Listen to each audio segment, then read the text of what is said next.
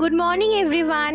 আজ শুক্রবার, একটু আগে বেশ মুষলধারে বৃষ্টি হয়ে গেছে, আর আমার রান্নাঘরের জানলা থেকে বাইরের ওয়েদারটা এতটাই সুন্দর লাগছিল, তাই আর শেয়ার না করে থাকতে পারলাম না।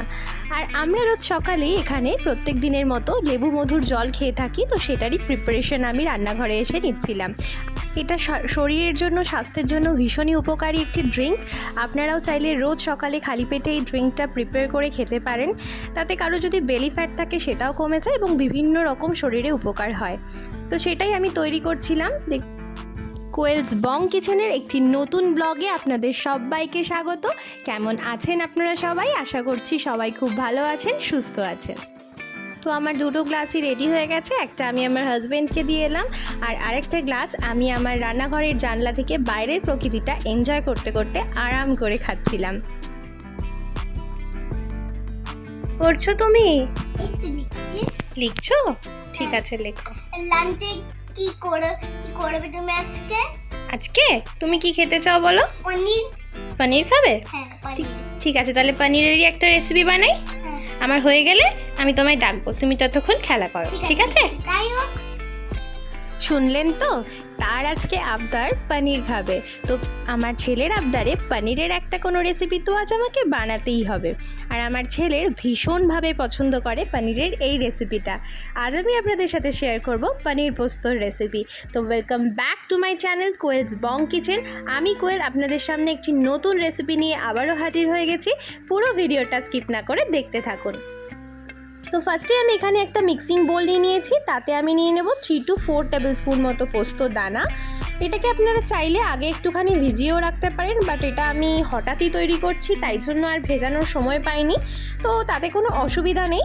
তো আমি এখানে পোস্ত দানাটা নিয়ে নিয়েছি। এবার এখানে আমি নিয়ে নিয়েছি 7 থেকে 8টা কাজু আর 8-9টা মতো আমন্ড। সেটাকেও আপনারা একটু জলে ভিজিয়ে রাখতে পারেন, বাট যেহেতু আমার কাছে সময় ছিল না, আমি কোনোটাই করতে পারিনি। বাট দেন এটাকে আমি কভার করে একটা মিক্সিং করে নিয়েছি। এরপর হালকা গুঁড়ো করে নেওয়ার পর এতে আমি অ্যাড করে দিয়েছি 10-12টা মতো কিশমিশ, এবং সেটাতে আমি অল্প একটুখানি দুধ দিয়ে একটা ফাইন পেস্ট বানিয়ে নিয়েছি। আর এখানে আমি নিয়ে নিয়েছি 250 গ্রাম মতো পনির, যেটাকে একটু বড় টুকরো করে কেটে নিয়েছি। আর নিয়ে নিয়েছি 50 গ্রাম মতো টক দই, যেটাতে আমি হাফ টিস্পুন মতো একটুখানি নুন দিয়ে ভালো করে ফাটিয়ে নিচ্ছি। এরপর কড়াইতে সাদা তেল গরম করতে দিয়েছি 3 টেবিল স্পুন মতো, আর তাতে দিয়ে দেবো 1 টিস্পুন মতো ঘি।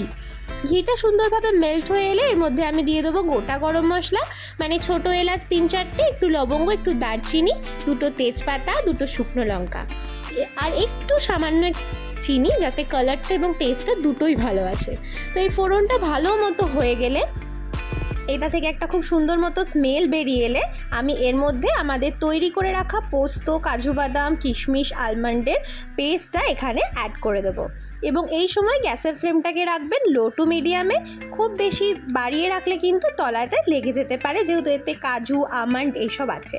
তো খুবই স্লো করে আমাদের এই পুরো রান্নাটা তৈরি করতে হবে। তো দেখুন, এরপর আমি এতে দিয়ে দেবো স্বাদ অনুযায়ী মতো নুন, এই 1 টিস্পুন মতো দিয়েছি। আর কিছুটা কষিয়ে নিয়ে, মানে 5 to 10 মিনিটস মতো এটাকে একটু ফ্রাই করে নিয়ে আমি এর মধ্যে অ্যাড করে দেবো ওই আমাদের 50 গ্রামস মতো ফেটিয়ে রাখা টক দইটা। টক দইটা দিয়ে সাথে সাথেই নাড়বেন, নাহলে কিন্তু টক দইটা কেটে যেতে পারে। তো টক দইটা দিয়েও আমি বেশ কিছুক্ষণ 5 মিনিটস মতো রান্না করে নিয়েছি।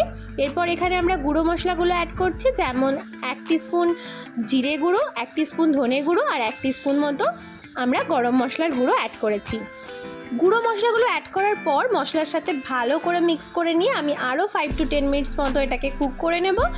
5 to 10 মিনিটস পর এতে আমি পনিরগুলো অ্যাড করে দেবো। আপনারা চাইলে পনিরগুলোকে হালকা ঘি বা বাটারে ফ্রাই করে নিতে পারেন, বাট আমি আজকে টোটালি কাঁচা পনির দিয়েই করবো রেসিপিটা, তাই জন্য আমি কাঁচা পনিরটাই অ্যাড করেছি। তো পনিরটা অ্যাড করে নেওয়ার পর মশলার সাথে খুব ভালো করে মিক্স করে নিয়ে 5 মিনিটস মতো একদম লো ফ্লেমে আপনাদেরকে এটাকে কুক করে নিতে হবে।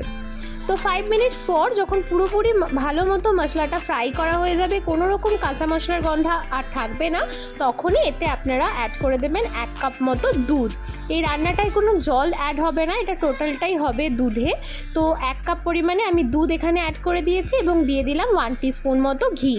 ঘিটা দিয়ে ভালো করে মিক্সিং করে কভার করে একদম লো ফ্লেমে আমি 10 মিনিট মতো এটাকে রান্না করেছি। 10 মিনিট পর কভার খুলে আমি দিয়ে দিলাম এখানে 1 টেবিল স্পুন মতো বাটারটা দিয়েও আমি এটাকে কভার করে রাখবো 2 থেকে 3 মিনিট।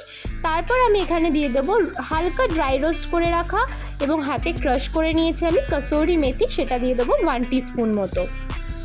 কসুরি মেথিটা অ্যাড করে দিয়ে ভালো করে মিক্স করে নিয়ে আরও 2 মিনিট মতো এটাকে ফ্রাই করব। তারপরে গরম গরম সার্ভ করে দেবো আমাদের পনির পোস্ত। রান্নাটা খুবই সহজ এবং আপনাদের সব উপকরণগুলোই ঘরে আপনারা ইজিলি অ্যাভেলেবেল আপনারা পেয়েই যাবেন। আজকে আমি এটাকে সার্ভ করেছি একদম রেস্টুরেন্ট স্টাইল ফ্রাইড রাইসের সাথে, ভেজ ফ্রাইড রাইসের সাথে। সেটার রেসিপিও যদি আপনারা দেখতে চান আমাকে কমেন্ট সেকশনে জানাবেন, আমি নিশ্চয়ই শেয়ার করে দেবো।